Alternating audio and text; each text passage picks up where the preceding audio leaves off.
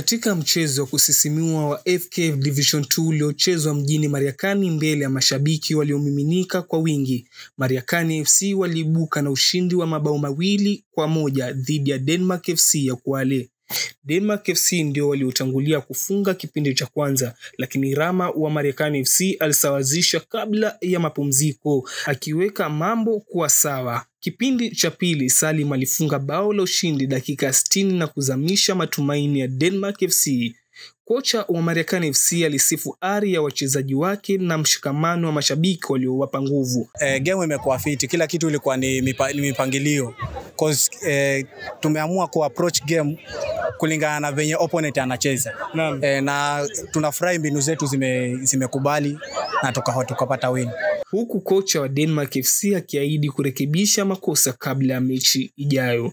Kusema ukweli, game ya leo imekuwa nzuri. Kwanza tumshukuru Mwenyezi Mungu tumaliza salama, kuna injury kubwa ambayo imetokea. Pili ni morali kwa timu zote mbili kujitolea.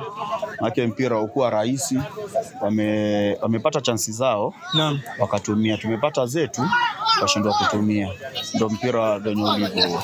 Mashabiki nao waliweza kupata fursa ya kutoa maoni yao kuhusiana na mchezo huu. Hii game nzuri, iko na mvuto sana. Hata ukiangalia pande zote mbili game iko balance, lakini tactically naweza sema maganyiko kwa juu. Kuna ufundi kidogo tuauona, kitu tunaona. So kama unajua mpira, ukiongelea kuhusu ufundi unauona maganyiko kidogo wako juu. And the other upper hand ya kushinda game, but currently as we talk now iko like 50-50, lakini tactical wise ni maganyiko wako juu. Ushindi huu ni hatua kubwa kwa Mariakani FC na ni ushahidi kwamba bahati huja kwa bidii na si kwa jina. Nikiripotia runinga ya Mariakani Media, ni Tesa Praizobel.